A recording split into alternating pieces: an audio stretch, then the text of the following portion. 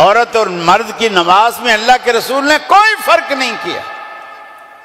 آپ نے فرمایا صلو کما رأیتمونی اصلی، نمازیں ایسے پڑھو جیسے تم نے مجھے پڑھتے ہوئے دیکھا ہے. یہ حکم مردوں کو بھی ہے، یہ حکم عورتوں کو بھی ہے. آپ عورتوں کے بھی رسول ہیں، مردوں کے بھی رسول ہیں. ان لوگوں کے یا مرد غلط ہیں یا عورتیں غلط ہیں، ہمارے یا دونوں صحیح ہیں یا دونوں غلط ہیں. اب اللہ کے رسول نے فرمایا نماز ایسے پڑھو جیسے میں پڑھتا ہوں. یہ حکم مردوں کو بھی ہے، عورتوں کو بھی ہے. دونوں نے رسول اللہ کو فالو کرنا ہے. اور رسول اللہ صلی اللہ علیہ وسلم مرد ہیں. آپ نے مردوں کی طرح نماز پڑھی نا، آپ خود جو مرد ہیں. اور عورتوں سے کہا تم بھی میری پیروی کرو، مردوں سے کہا تم بھی میری پیروی کرو. انڈیا میں مولانا ثناء اللہ امرتسری رحمۃ اللہ علیہ ہماری جماعت کے بہت بڑے مناظر تھے، بڑے حاضر جواب. اللہ انہیں گھری کے رحمت فرمائے. انہوں نے ایک علاقے میں، بستی میں اہل حدیث تھوڑے تھے. اہل حدیثوں نے مسجد بنوائی، حنفیوں نے قبضہ کر لیا، جیسے آج کل لوگ کر لیتے ہیں، قبضہ کر لیا. کیس عدالت میں چلا گیا. اب عدالت میں یا تو اس زمانے میں ہندو جج ہوتے تھے یا انگریز ہوتے تھے. تو مولانا ثناء اللہ امرتسری رحمۃ اللہ علیہ کیس لڑنے کے لیے گئے عدالت میں. انہوں نے کہا کہ جی ان سے پوچھو کہ تمہارے مذہب کی کیا نشانی ہے. موٹی موٹی بولے بات میں کر دیتا ہوں.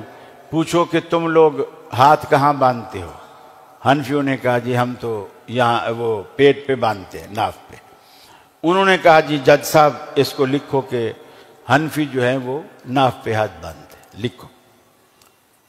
پھر اہل حدیث بھی کہاں ہاتھ باندھتے ہیں؟ اہل حدیثوں نے کہا ہم سینے پہ باندھتے ہیں.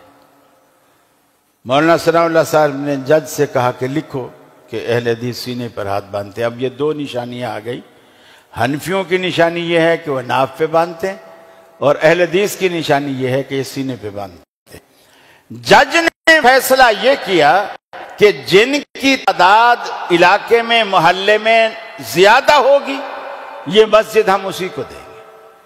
ثناء اللہ امرتسری رحمۃ اللہ علیہ نے کہا ہماری تعداد زیادہ ہے، حالانکہ اہل حدیثوں کی تعداد کم تھی. انہوں نے کہا ہماری تعداد زیادہ ہے. حنفیوں نے کہا جھوٹ بول رہا ہے، ہماری تعداد زیادہ ہے، گنو. انہوں نے جناب اپنی جج سے کہا کہ ان سے پوچھو تمہاری محلے میں کتنی تعداد ہے. انہوں نے مرد عورت سب گن کے بتایا اتنی تعداد. اہل حدیثوں نے بھی اپنے مرد عورت گن کے بتایا. لیکن مولانا ثناء اللہ نے جو ان کی عورتیں تھیں نا، ان ساری عورتوں کو اپنی جماعت میں شمار. بولے جی آپ نے لکھا ہے کہ ہمارا جو نشانی ہماری ہے وہ سینے پر ہے. ان سے پوچھو ان کی عورتیں کہاں ہاتھ باندھتی. اب وہ بولے سینے پہ باندھتی ہیں لیکن حنفی ہیں. ارے یہ تم نے نشانی لکھوائی ہے. اور ہمارے بولے عورتیں بھی اہل حدیث ہیں، مرد بھی اہل حدیث ہیں، اور جو ان کے گھروں میں عورتیں ہیں وہ ساری اہل حدیث ہیں. جب اکیلے ان کے مرد گنے تو وہ تھوڑے بنتے تھے، چونکہ اہل حدیثوں کے مرد بھی، عورتیں بھی، اور حنفیوں کی بھی ساری عورتیں اس میں شامل ہو گئی. تعداد بڑھ گئی. اب وہ جج لوگ مسلمان تو ہوتے نہیں تھے، وہ تو بس دلیل اور پوائنٹ دیکھتے. انہوں نے کہا تو پوائنٹ ویلڈ ہے. فیصلہ کر دیا کہ بھی اہل حدیث جیت گئے، مسجد ان کو مل گئی. اگر آج بھی یہ اسی طرح ووٹنگ کروائیں نا، یقین مانیے ساری مسجدیں ہمیں مل جائیں، ساری مسجدیں ہمیں مل جائیں. میرے بھائیوں، دین کو سمجھو کہ اصل دین کیا ہے.